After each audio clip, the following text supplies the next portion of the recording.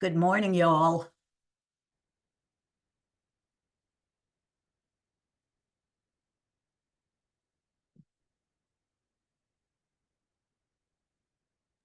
Hi, Liz.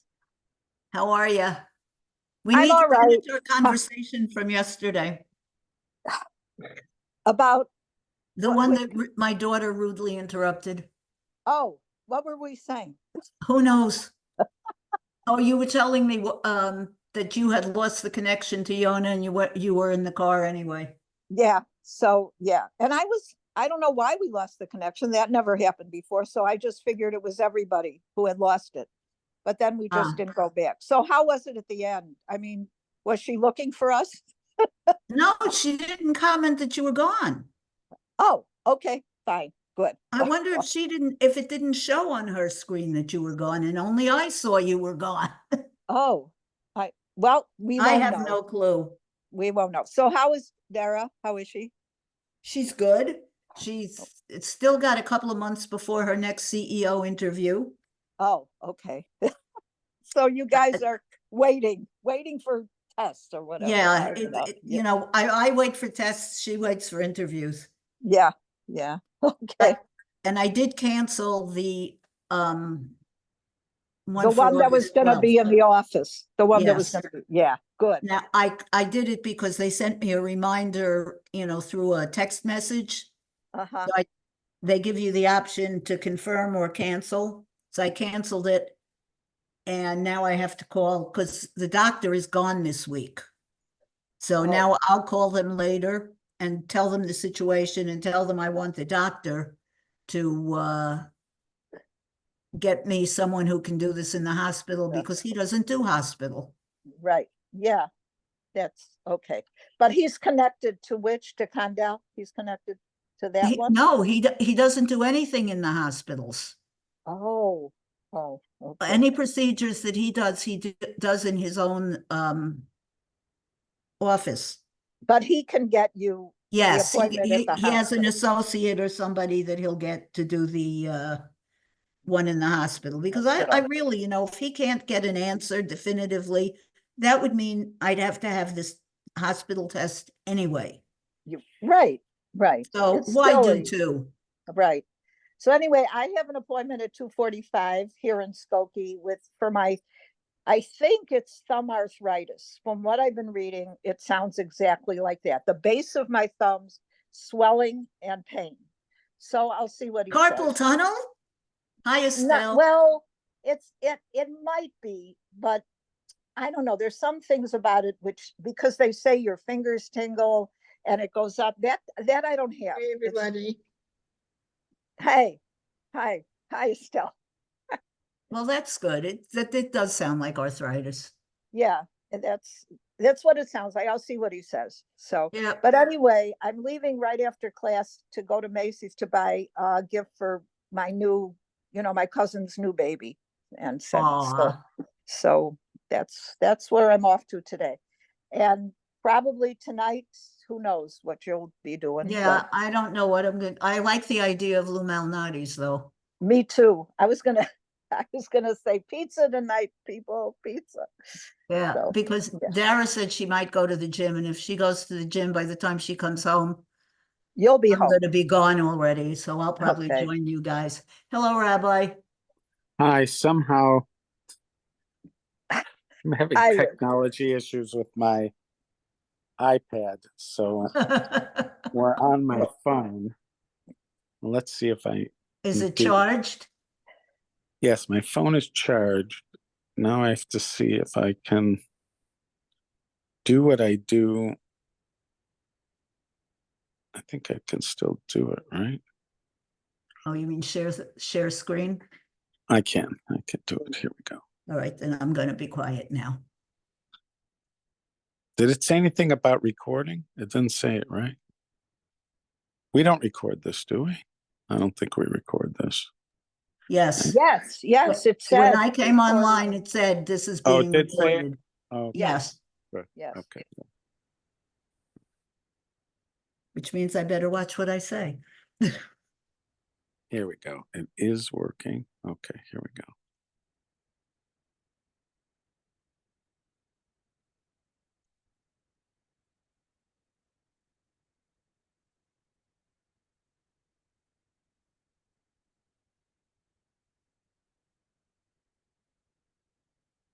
All right, here we go.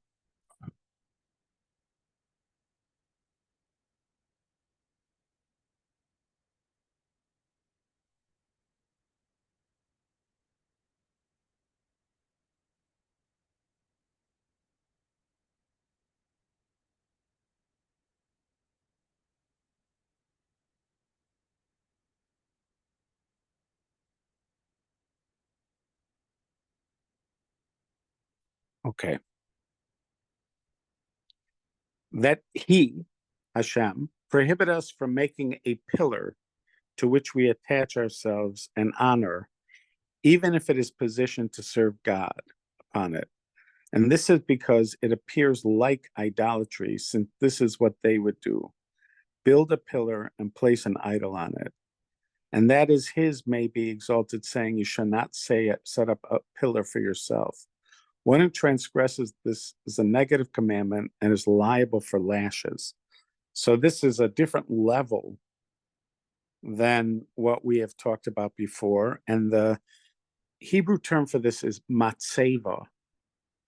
Now, it does appear that the patriarchs used matseva in order to serve God. That's why I think that's why he's bringing up,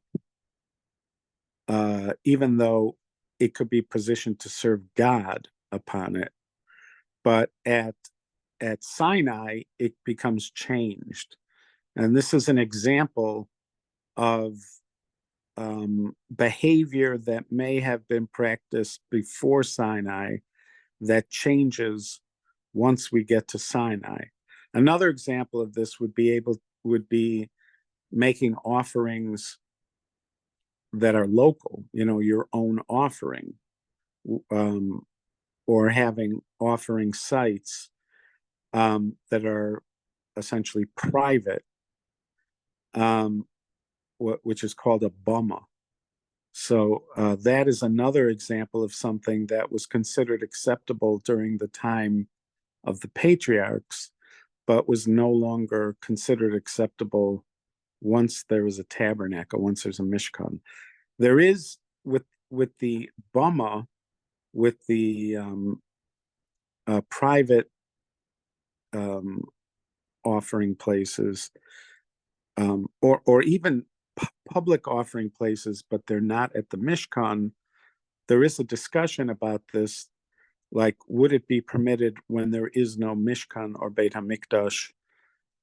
Would there be a permission to do a bama? It seems like at some point the bama is no longer permitted, but it was a problem during the times of the Beis HaMikdash in Israel, because there were bamot, and you see this being referenced every once in a while when it'll talk about kings who get rid of the bamot. So it seems like it was a kind of pernicious problem where there would be these bamot, which again are sort of private slaughtering places, or even like local slaughtering places for a town. So this was a pernicious problem. You see it referenced mostly when you hear about kings getting rid of them, or like in the Book of Kings, it'll say something like they weren't able to get rid of the bamot. And I believe there are archaeological sites where they've excavated some, and you can see them.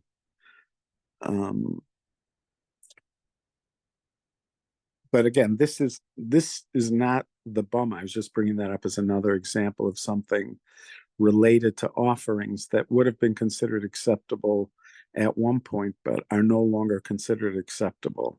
And again, this particular one is called a matseva, which they translated as pillar.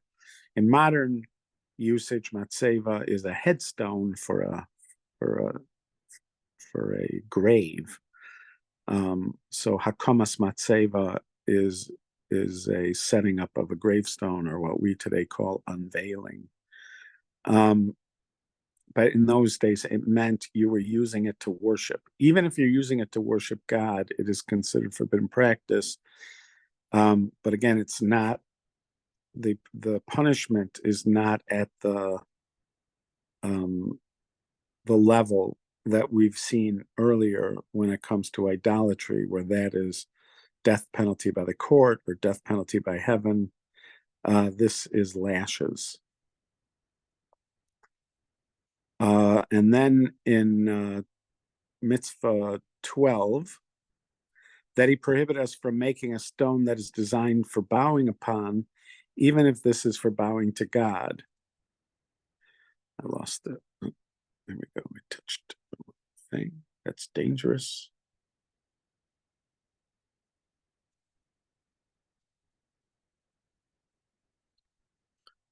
Get rid of it. Rabbi, Yeah. I'm wondering, it seems like there's a collection of pagan practices that he talks about not doing this, that, the other. If, like, we come across one that they didn't know about, or Rambam didn't know about, the rabbis, and we see practice, would that be like included automatically? He had mentioned that earlier, that if there is worship specific to an idol, even if it's not mentioned in the list, but it's specific to a particular idol, that would also be considered forbidden. Okay. Here. Yeah. That he prohibited us from making a stone that is designed for bowing upon, even if this was for bowing to God. Gosh, every time I touch these, I have to get used to this.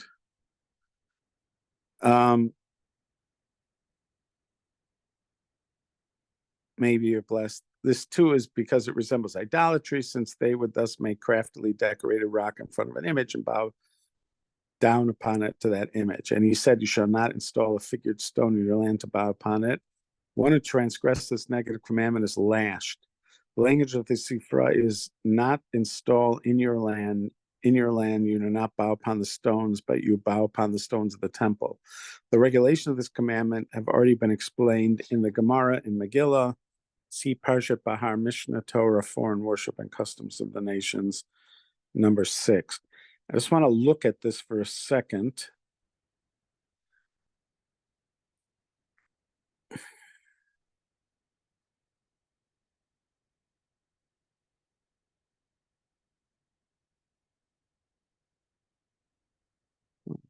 Only because you'll notice nowadays we only do this on Rosh Hashanah and Yom Kippur, but there are points when we bow, we fully prostrate ourselves. I just want to see if he talks about it. That he prohibited us from making a stone that is designed for bowing upon, even as bowing to God may be blessed. This too is because it resembles idolatry, since they would thus make craftily decorated rock in front of an image and bow upon an image. You shall not install a figured stone in your land and bow upon it. When it does this, transgress commandment is lashed. The language of the Zifra is not to install your land in your land. Oh, that was our thing. Oh, so it didn't take me to it. In this one, it doesn't take me to the link. So I was just reading our thing. I'm just going to look at, I know this is dangerous, but I'm taking us off of this for a second.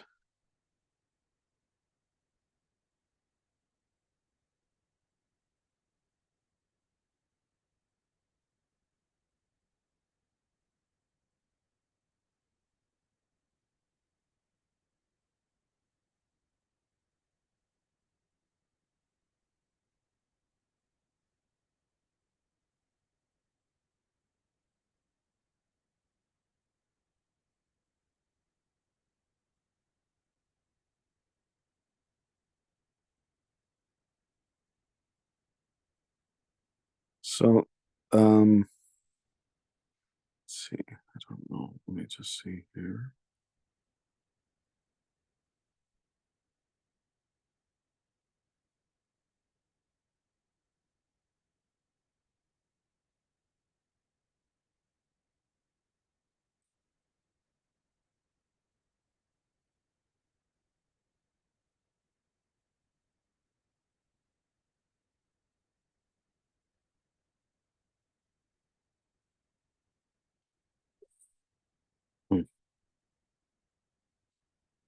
pick which one to look at.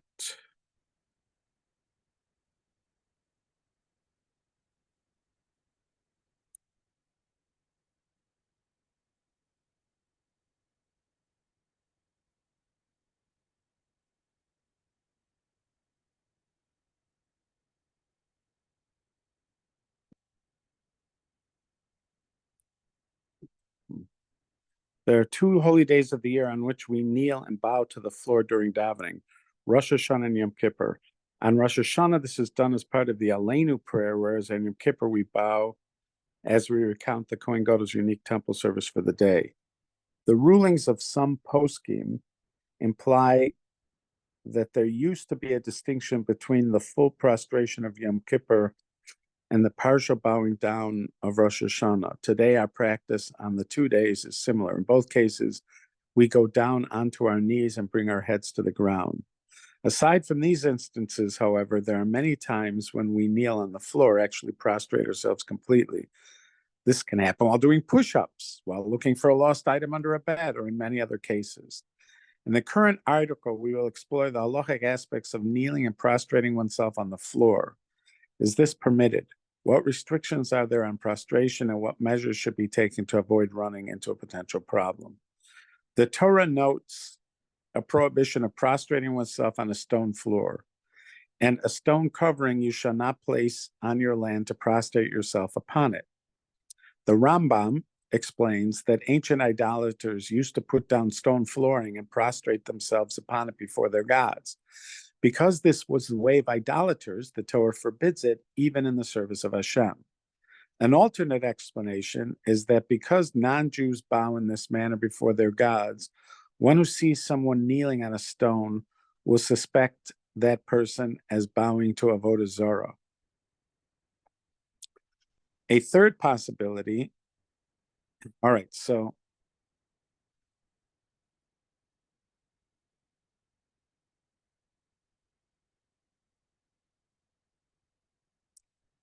the Rambam says it is forbidden because of our mitzvah, and says it's the way of idolaters. An alternative explanation is that because non-Jews bow in this manner before their gods, one who sees someone kneeling on the stone will suspect the person as bowing to Avodah Zarah. A third possibility is that the prohibition is related to the service of the Mikdash. The floor of the Beis HaMikdash was made of stone, and the temple service included prostration on a stone floor. The Torah permits the prostration in the temple, but forbids the same service elsewhere. The fact that one may prostrate, those are very similar explanations, and I'm not right now. They're very similar. The fact that one may prostrate oneself in the Mikdash is explicit in the Gemara. Although the Rambam mentions this halacha, he does not understand it to form the foundation of the prohibition. According to him, the intention of the Torah is to distance people from ways of idolatry. So either it's to keep the service of the Beit HaMikdash unique, or it is to distance us from idolatry. The Gemara explains that the term hishtachavaya refers specifically to a full prostration of the body on the floor with one's hands and feet spread out. The Torah prohibition is thus limited to this manner of prostration, according to the Rambam and the Rosh. Nonetheless, a rabbinic prohibition applies even where one prostrates himself without spreading out his hands and feet.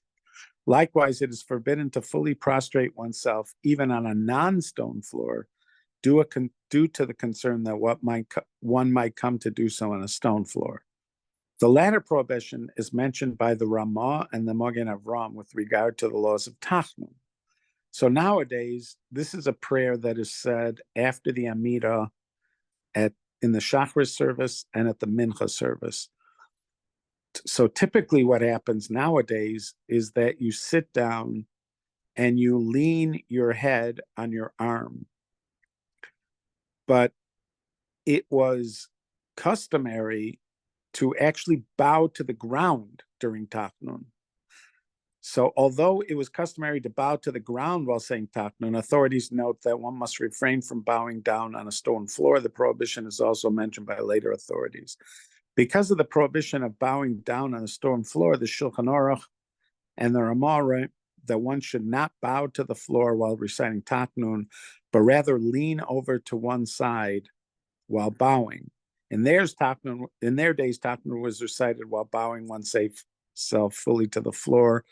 And the Ramah even mentions the possibility of saying Tachnon in a position of full prostration with hands and feet outstretched. The problem of doing this on a stone surface and even on a non-stone surface for a full prostration was solved by leaning slightly to the side, ensuring that one's face does not actually touch the floor. The Mishnah Berurah stresses that for full prostration on a stone floor, which is the full prohibition, merely leaning to the side is not sufficient. Poskim suggests spreading out something out on a stone floor, which likewise avoids the prohibition. The Taz writes that this helps even for full prostration on a stone surface, though the Mishnah Berurah writes it's not clear and is therefore more stringent on this point. See below for further discussion. Although there is a rabbinic prohibition against bowing down to the floor, even without spreading out hands and feet, there's no prohibition on merely kneeling. Although many feel that kneeling is a goyish act that should be avoided, there's no actual prohibition against kneeling, even on a stone floor. Now, it seems like this custom to say Tachnon, the way we say it, where you just sort of lean on your arm, is relatively modern. Because you see, even in the 1500s, the Ramah lived in the 1500s, he's still talking about how some people still prostrated on the ground. And this would be twice a day when they're saying Tachnon. You do not see this in a shul. You will not see that in a shul. Now during Tachnon I've never been anywhere where somebody has done that. The only way I've seen people do it is to lean on their arm, put their head down on their arm when they say Tachnon. But here you see that kneeling, there's no prohibition against kneeling on a stone floor. Based on the principles above, when davening on a stone floor on Rosh Hashanah Yom Kippur, one must spread something out between his face and the floor when kneeling and bowing to the ground. The Mishnah Berurah, see also Kitzur Shulchan Aruch, adds that if nothing else is available, you can separate one's face from the ground by means of the talus. This should be done by taking a corner of the talus, using it as a separation between the face and the ground, and not merely by draping the top part of the talus over the head, because you can't use your actual clothing as a separation. If this is not Rabbi possible, Karsh? yeah. Wait, can I say Tachnon standing up? It seems to be that I've seen several rabbis do it. So if you're at a wedding or any place where there is not a Torah, you can say it's standing up. But even if the ones who are standing up, do you see them leaning on their arm, or you see them just standing?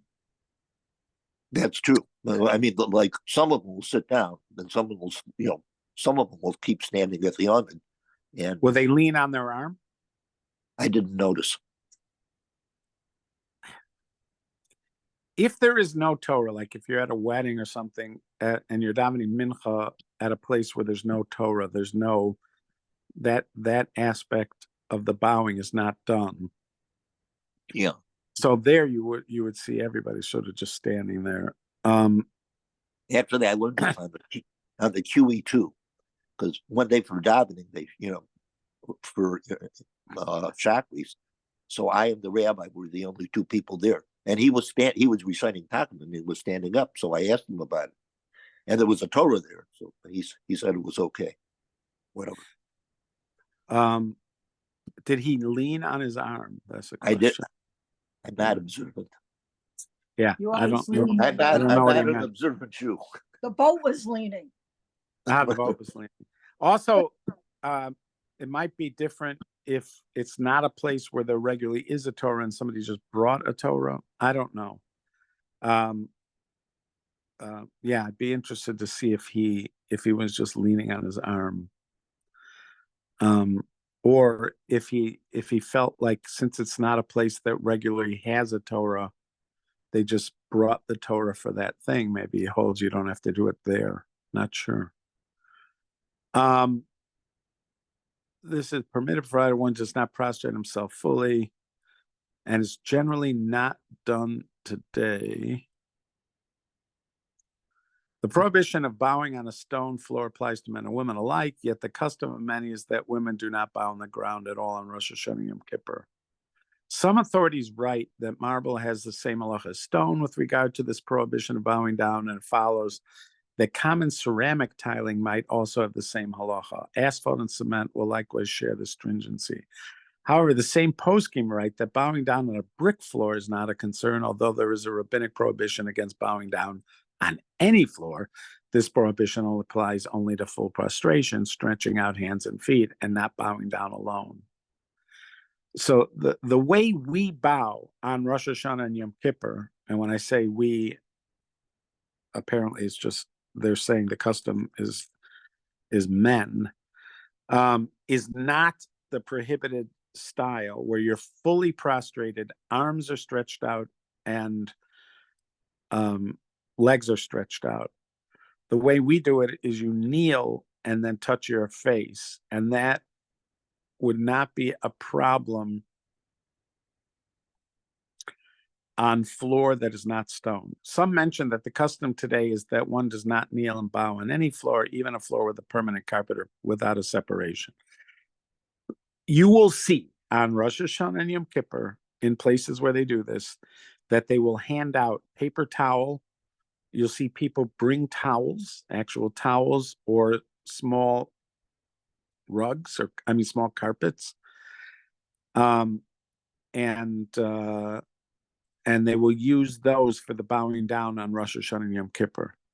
On the other hand, the Aruch HaShulchan writes explicitly that a non-stone floor does not pose any halachic problem, and there is room to argue that the custom today does not carry halachic weight. Nonetheless, if the entire shul places a separation between face and shul when bowing, you should not act differently. So, for instance, let's say there's already carpeting on the floor. So, in theory, you should be able to you shouldn't need anything. But if everybody else is doing it, then he's suggesting that you shouldn't act differently. An important question with regard to the prohibition is whether it applies even when not performing a ritual service. For instance, is there a problem of prostrating oneself on the floor while searching for something under a bed? Is there a problem of resting on the floor during a session of pull-ups or push-ups so that the entire body is on the floor with outstretched hands and feet? It can be argued that the prohibition applies only when a person bows down as part of a religious service.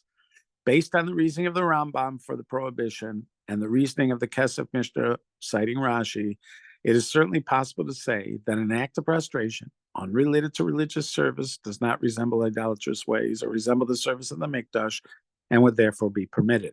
According to the Chinuch, which was another early halachic work based on the order of the mitzvahs, it is possible the prohibition would apply because the suspicion of idolatry might still be relevant. An interesting proof to the point can be brought from the Gemara in Zvachim that mentions how Reish Lakish used to lay down on his stomach. Rashi explains that he used to lay down on his stomach on the floor. This implies no prohibition applies where the act of prostration is unrelated to any religious service. Yet, because the question is not discussed by poskim and the Avnei Yashvei is in doubt as to this halacha, it's better to do push-ups on a carpeted floor rather than a stone-tiled floor.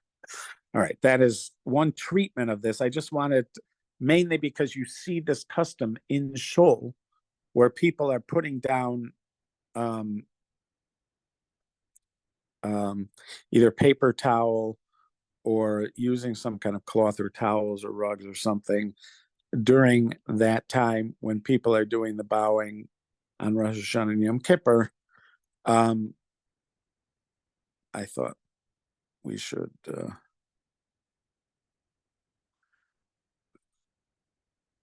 me get back to where we were.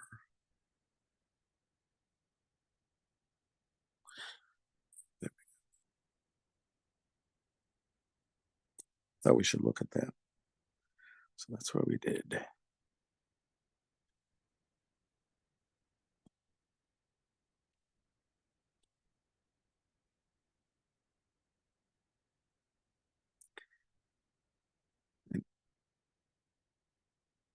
One day I'm going to get good at this, and I'm just going to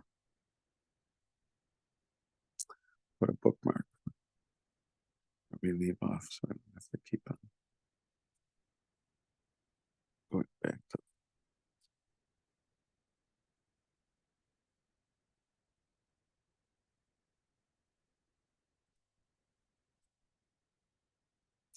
okay. That is, that we have been prevented from planting trees in the temple or next to the altar by way of decoration and beauty for the sake of God's service may be exalted, because the idol worship would do this. For they would plant beautiful trees that were appealing to the eyes in their houses of worship. And that is, may he be exalted, saying, do not plant an Asherah for yourself, any tree near the altar of the Lord or God. One who has transgressed this negative commandment is liable for lashes. The laws of this commandment have already been explained in the tractate Talmud, and there it says that planting is forbidden in the entire temple. See Parshat Shofti, Mishnah Torah, foreign worship and customs of nations. All right. The actual Asherah was itself a specific form of worship related to a fertility goddess. But they're suggesting that the Rambam is saying that there is a broad prohibition of even planting trees for decoration in the Beis HaMikdash that is included in this, even though it does say the word Asherah. You cannot plant an Asherah, but then it says any tree near the Mizbeach. So that suggests that even if you're not planting it for an Asherah per se, you're just planting it as a tree in the Beit HaMikdash, that is forbidden, even if it's a decorative tree. I'm doing this again. This dangerous thing again.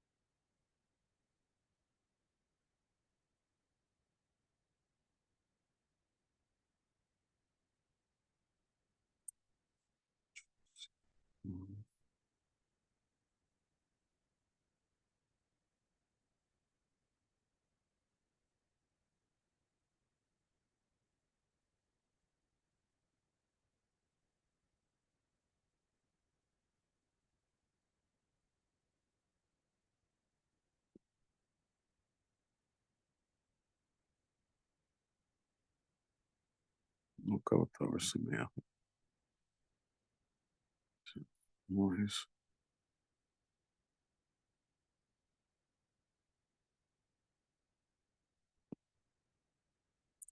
In many shuls around the world, Chag HaShavuot represents going green. I'm not referring to becoming environmentally friendly, but green in a little more sense. In honor of Shavuos, many shuls, such as Rabbi Breuer's, Kaladas, Yeshua in Washington Heights, New York, and Shomer Yachomas in remote Jerusalem, receive in Torah forest-like makeovers with branches forming a chuppah-like canopy over the bima, trees set up next to the Aron Kodesh, and greenery abounding. Many entire shuls are festively festooned for Zman Matan Torah. Yeah, we find other shuls do perform some adorning, but in a much more minimalist manner, use only flowers and grasses.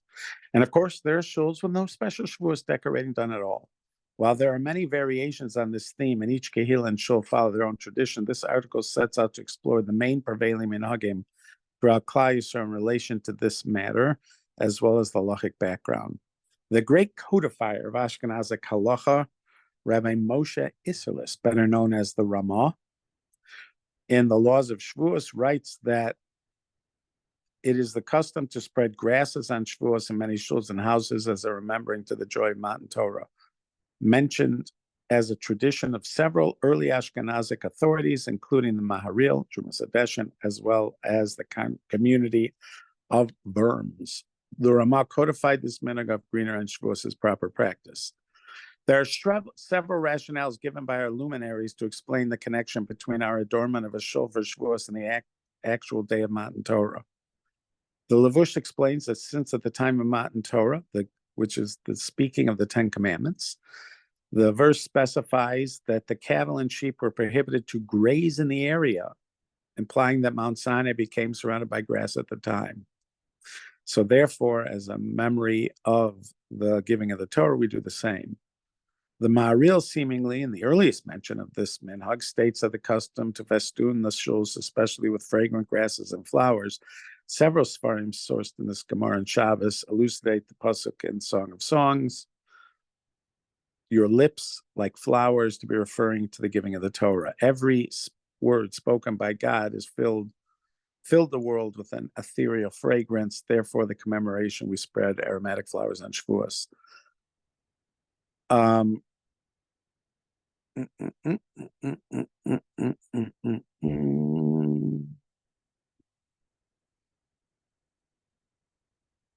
When discussing this minhag, the Magen Avram adds another element: placement of trees and shuls to commemorate the fact that Shavuos is the beginning, the Rosh Hashanah for tree fruits. Several later eminent authorities, including the Eliyahu Rabbah, etc., and Yaakov Adam, followed this precedent, citing this custom as well. Consequently, in addition to the festooning of grasses, flowers, many kilos add trees, giving their shuls a fertile forest effect.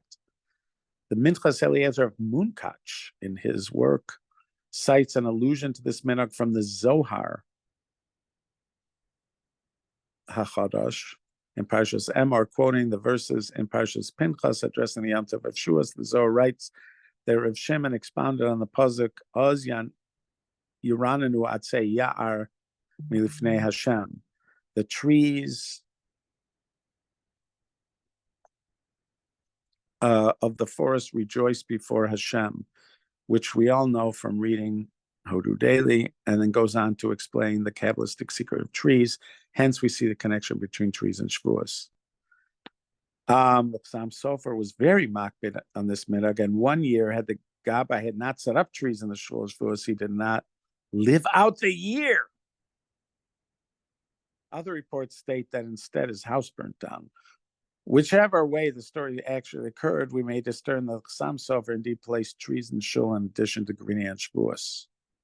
On the other hand, we find that the Vilna Gaon forcefully and vociferously opposed this custom, roundly condemning its practice.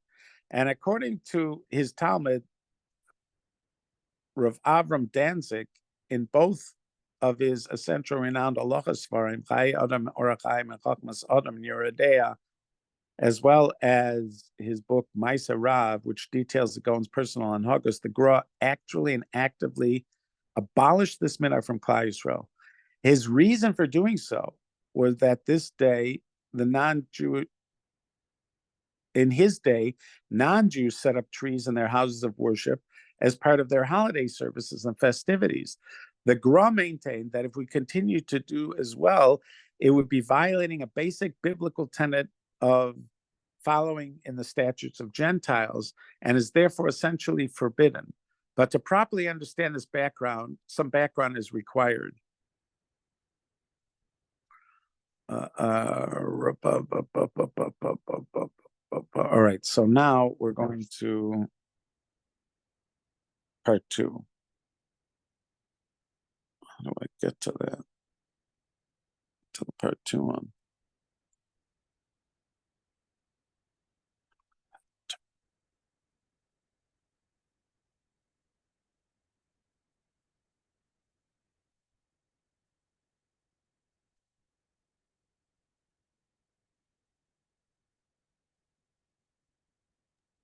Rabbi, while you're digging, Yeah. I forgot my question. Forget it.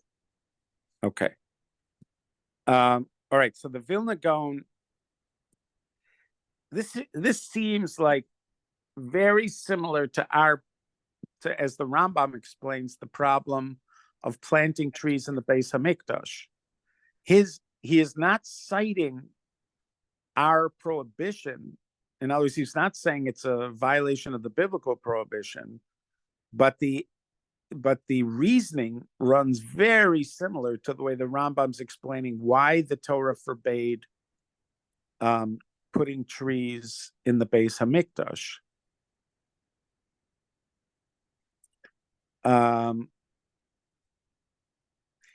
Regarding Shavuos, the Gro's opposition to setting up trees in Shul was so forceful that he actually abolished this custom. He explains that since our putting trees in shuls is simply a custom, not an outright mitzvah, it can't counteract the potential prohibition of acting like the Gentiles, since the non-Jews do so for religious purposes as part of their holiday worship. I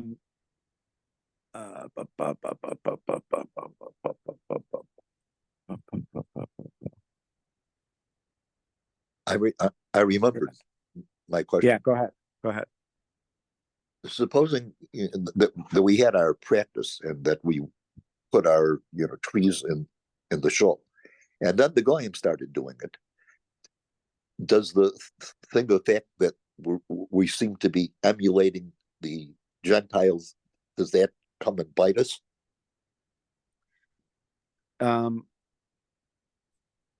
You mean if we did it first? Yeah.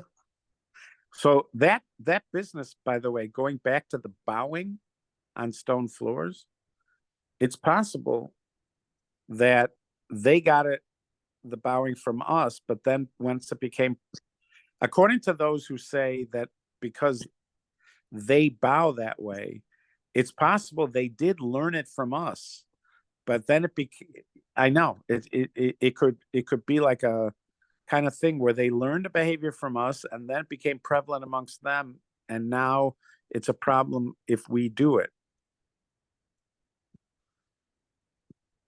This, by the way, it gets involved in the nuance of when it's forbidden to do something that the Gentiles do. It's a very nuanced kind of law. I just wanted to show that this business of planting trees in the Beis Hamikdash has a very similar issue when it comes to putting trees in shul. It seemed like almost all the commentaries were comfortable with it, and many like very important halachic authorities not only permitted it, but were very insistent that it be done, like the Sam Sofer in Prague. However, you see the Vilna Gaon's opposition to it, and again, we don't have a Beis Hamikdash. Our shuls are not a Beis Hamikdash, but the reasoning, the Chukas HaGoyim thing, just comes very close to the Rambam's explanation, his tam, as it were, his explanation for why we don't do the trees in the Beis Hamikdash, why the Torah doesn't want us to do the trees in the Beis Hamikdash. So again, in the Beis Hamikdash, we're talking about a violation of a specific prohibition, a specific negative commandment in the Torah. Here, this discussion about putting up trees in shul for Shavuos would be a different violation of not going in the ways of the Gentiles, but it just seems very similar. That's why I wanted to bring it up. Okay. Yeah, but it's our tradition, one question, not to bring flowers to a cemetery. Is that a different road? Is that not imitating? Yeah, that's different. A cemetery and certain graves they're not a place of worship. It's different, but we could look at that as well, because that is somewhat related. I apologize. Tomorrow I have a Hakamas Matzeva. I'm sorry, there's a stone unveiling tomorrow, and life just seems to come in the way of our getting together. But we're here for the long run. So we're just gonna notice it, do what we have to do, and move on. But tomorrow Wednesday, night? So tomorrow night we're good. Tomorrow night we're good. Just tomorrow for our Rambam class. So tomorrow's Rambam class is not going to meet, unfortunately. Okay. But we'll meet on Wednesday. Bezrat Thank Hashem. you. All Thank right. you. Be well, everybody. Bye-bye. Okay. Have a Thank you, good day. Rabbi. You too. Bye-bye.